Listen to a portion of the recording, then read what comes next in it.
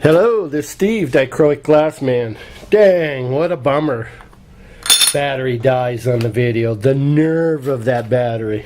Boy, when they want to go, they just get crabby and leave you, don't they? You're supposed to pick up the pieces after the battery leaves the house. Well, just to brush up how miraculous this cutter is. Barely have to score a line. You don't.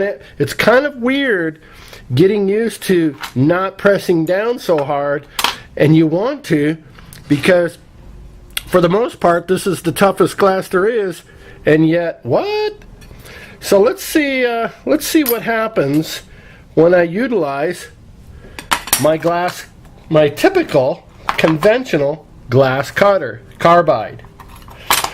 Okay, now the thing is, this cutter, carbide, wants to dig in the glass.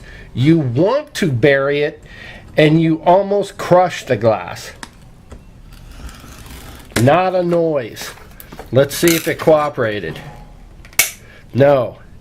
In fact, no. No. I'm going to turn the glass over. And the reason I turn the glass over is because I'm giving it the opportunity to cutting on both sides of the glass. So I'm not willing to call failure just yet. Okay. Didn't break. On the line. Sort of. So you get the idea. This glass cutter just doesn't make the grade. Now, the diamond cutter again has got a little industrial diamond embedded into some sort of a mound, electroplated glue, whatever this is, that allows that little diamond to hold in place. To reinforce what I talked about in the earlier video, do not buy this diamond cutter thinking it's going to make your stained glass world a better place, because you're going to break it immediately.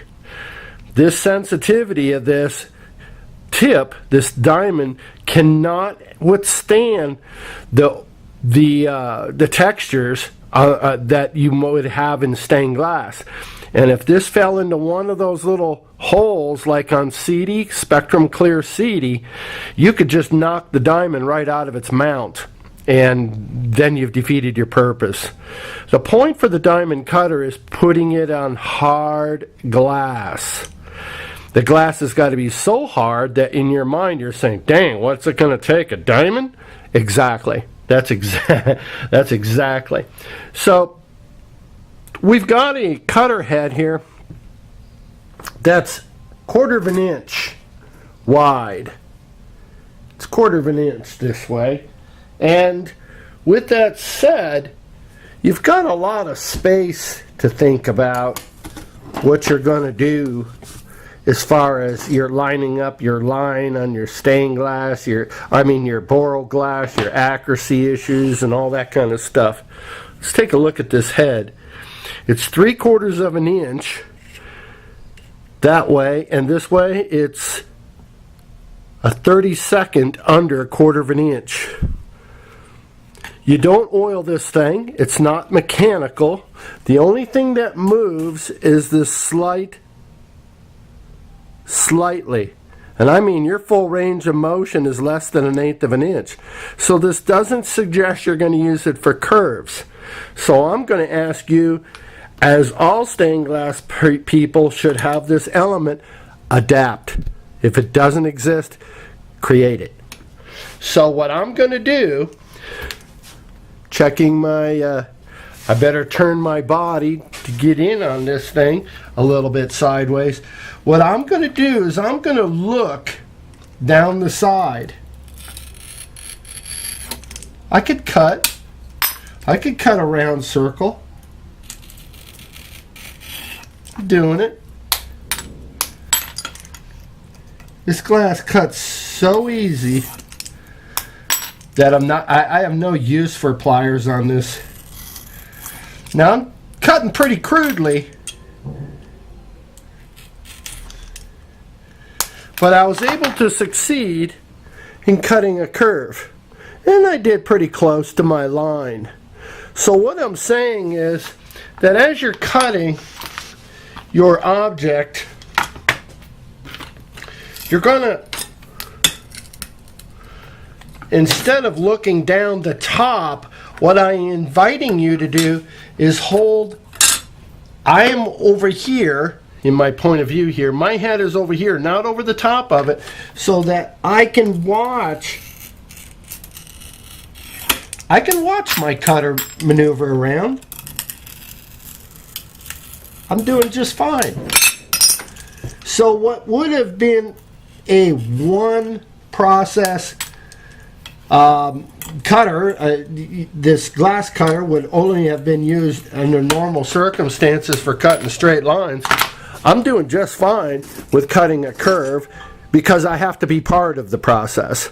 I'm not going to, it doesn't allow me to just slide this and take the lazy way out because, wow, it doesn't take anything to cut these nice straight lines.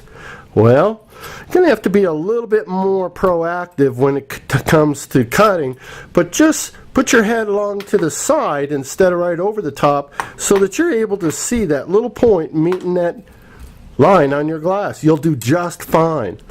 It's such a fun thing that you don't mind getting involved. It's actually pretty excitable compared to this cutter, the old conventional carbide, that needs so much exertion to make itself known that in the process it crushes the glass. If it doesn't break the glass off, like in this case, in irregular shapes that I can't use, if it doesn't break it off there, it tries to crush it because you need so much force utilizing this cutter to be effective that sometimes just the cutter cracks it before I ever score the line. So it's very frustrating to get any kind of moves out of the typical, and it's such a breeze. In fact, it's very inviting. It's almost exciting to utilize this cutter. It makes you want to get involved because of the easeability of it all. I hope this video is informative for you when it comes to cutting borosilicate. And I thank you for the warm comments and compliments. Thank you very much. Have a fantastic day.